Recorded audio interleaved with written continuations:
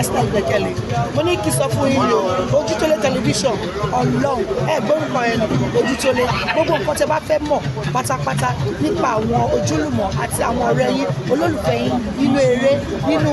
fíìmù àti ní orílẹ̀-èdè àgbáyé ẹ máa rí lórí Ojútólé TV. Ó máa ń kọ́ni lẹ́kọ̀ọ́ ó dẹ̀ fún yín ní ìmọ̀ nípa ohun tí a kò ẹ máa wò ó ẹ má gbé kúrò bẹ́ẹ̀.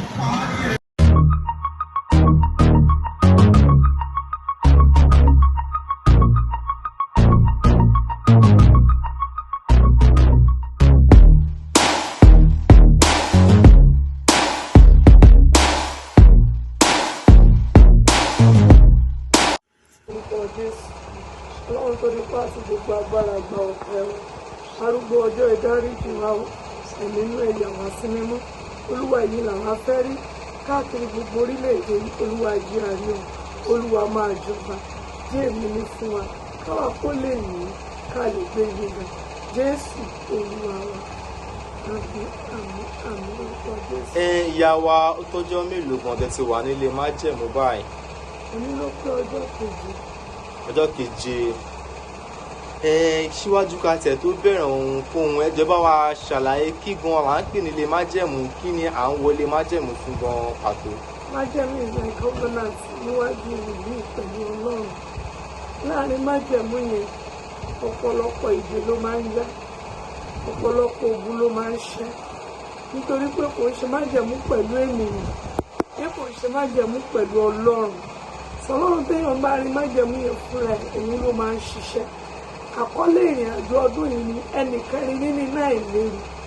òun ni Jésù olùgbàlà tí ìrì rẹ̀ dàbí ti ọmọ Ọlọ́run.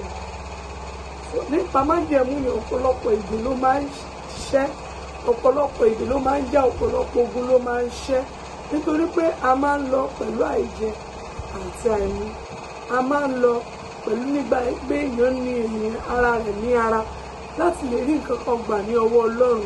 orí Ọlọ́run tá à ń sìn ní Ọlọ́run yìí ni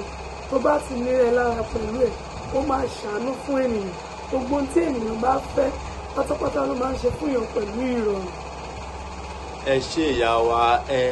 ọjọ́ mélòó kan tẹ́ wá wà nílé májẹ̀mú kí gan làwọn ohun tuntun tẹ́ ní fún gbogbo ará ilé báyìí. Ohun tí mo rí fún orílẹ̀-èdè níwájú Ọlọ́run àti gbogbo ẹ̀dá ènìyàn Olúwa ní káwọn ènìyàn lọ sí ní ọkàn Olúwa nítorí pé òun fẹ́ la orílẹ̀-èdè kọjá dédé igi bá jẹ̀mú ìran tó ń sọ tẹ́lẹ̀ bó 2024 máa dà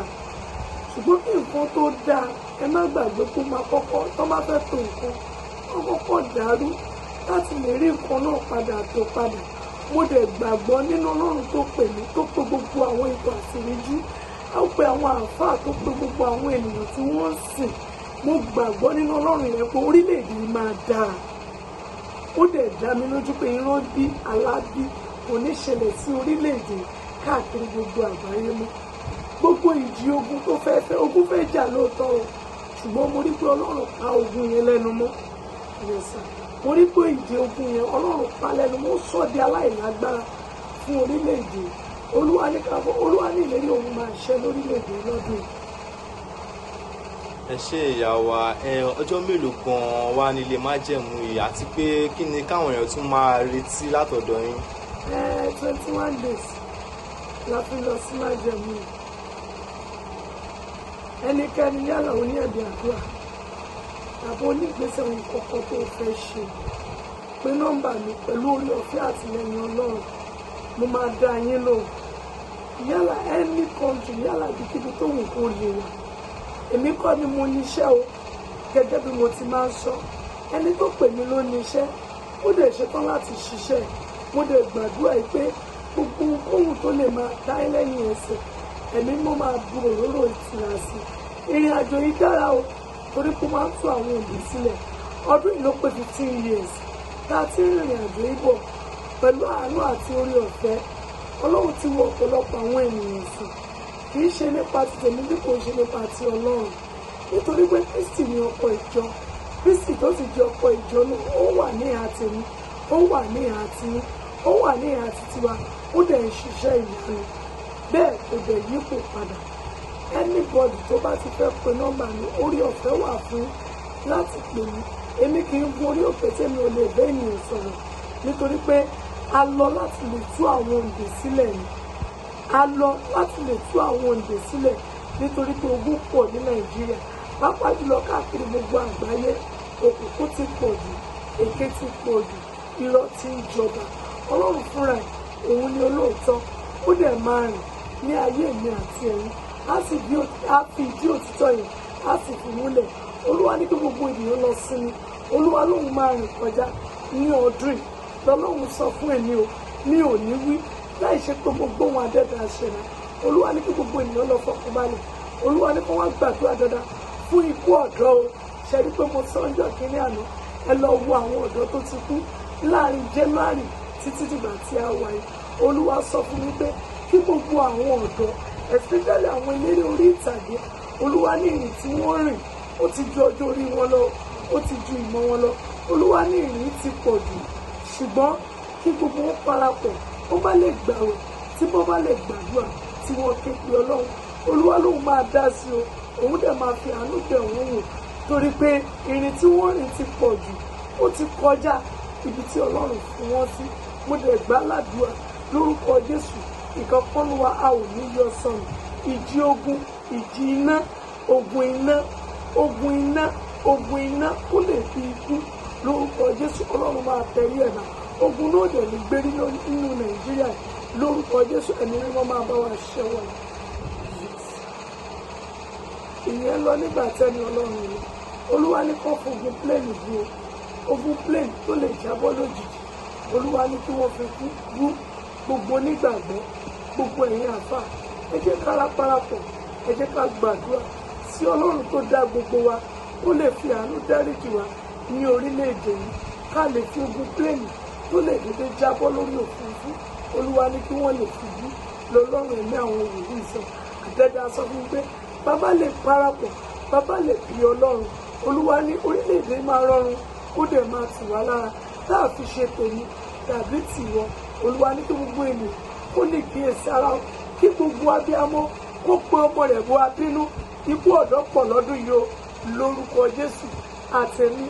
àti ẹ̀yin a ò ní bá wọn nípe nínú ẹ̀ káàdé gbàdúrà fún gbogbo ọmọ wẹ́wẹ́ fún gbogbo ọmọ wẹ́wẹ́ fún gbogbo ọmọ wẹ́wẹ́ mo bí àwọn ìjọba kí wọ́n bá wa ṣètò fún àwọn ọmọ wẹ́wẹ́ fún àwọn ọmọ wẹ́wẹ́ àìsàn òjijì tó ń wọlé tó mú ọmọ wẹ́wẹ́ lọ ní orílẹ̀-èdè Nàìjíríà lórúkọ Jésù kí ẹ̀mí mímọ́ kó jọ nínú àánú ẹ̀ kó bá wa fi bú o kó bá wa fi bú kó bá wa fi bú kó dẹ̀ gbàdúrà lórúkọ Jésù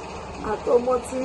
àti tèmi lórúkọ Jésù a ò ní yọ sọnù a ò ní yọ sọnù ìtọ́jú tó péye ẹ bá wa fún àwọn aláboyún lọ́lọ́run sọ ìtọ́jú tó péye ẹ bá wa fún àwọn aláboyún òun lọ́lọ́run sọ Olúwa ń dábàá jẹ́ pípa iṣẹ́ yìí Olúwa sọ fún mi pé kò sí ewu bẹ́ẹ̀ ni kò sí ìdààmú kò sí gìrìgìrì ẹsẹ̀ tọ́jú ọmọ rẹ má jẹ́ kó lọ jà fún ogun gbogbo ayé bàbá ìgbèrè lọ́lọ́run ní àwọn wòlíì sọ àlàáfíà.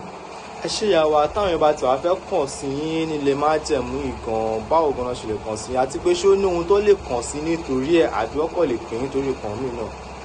ẹ lórúkọ Jésù àdúrà wa máa ń gbà tí gbogbo wa ti mọ oríṣiríṣi àwọn ènìyàn Ọlọ́run dá sílé ayé yìí anybody tó bá ní ìṣòro kan tàbí ìkejì ó pè mí tí má gbàdúrà fún tọ́lọ́run bá ní pé kó ṣe ṣẹ́rí pé mo wà ní tí mi ò jẹ́ tí mi ò ní ìwọ̀n bá ní káwọn èèyàn lọ́yàn ní fún mi mo gbà ládùúrà lórúkọ Jésù gbogbo tó mú èmi àti ẹ sáré kiri tí ò fún wa ní ìfọ̀kànbalẹ̀ Ọlọ́run máa ṣẹ́ ogun yìí torí mo gbàgbọ́ ẹni tó lẹ́rù ló ń gbé Ọlọ́run ló ní òun ló dẹ̀ máa ṣẹ́ fún wọn. tó wá fẹ́ kàn sí yín báwo gan la ṣe lè kàn sí yín. fóònù nọ́mbà mi ni 08026 040244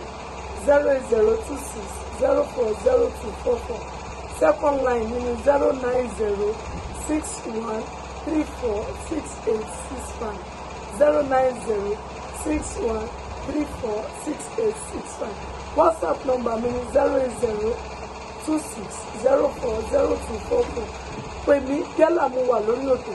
tàbí mi ò wà lórí òkè èmi máa ń fi àdúrà ran àwọn èèyàn lọ́wọ́ torí pé mo mọ̀ pé àdúrà ń ṣiṣẹ́ ìyanu àdúrà dẹ̀ ń tú àwọn ìdè sílẹ̀ torí àdúrà torí yẹn ó dàbí omi tí èèyàn pọn pamọ́ tó wá ń sẹ́mu nígbà tí òun gbẹ́ngbẹ́. Bẹ́ẹ̀ lọ̀rọ̀ àdúrà ṣe rí o. Ẹni tó bá ti fi àdúrà sílẹ̀, ogun ayé aborí ẹ̀. Pè mí ní àkókò kákòókò tó wù tó bá wù yín láti pè. Ẹ pè mí, mo máa fi àdúrà ràn yín lọ́wọ́. Ẹ join WhatsApp number mi, àdúrà ń ṣẹlẹ̀ níbẹ̀. Mo dẹ̀ gbàdúrà ìlérí àti májẹ̀mú ó máa ṣẹ mọ́ yín lára. It shall be well with you all. So shall be in Jesus' name. Hey, thanks for watching this video. Subscribe on our YouTube channel. Subscription is free. You can call us on 0080597807 for your event coverage. Thanks.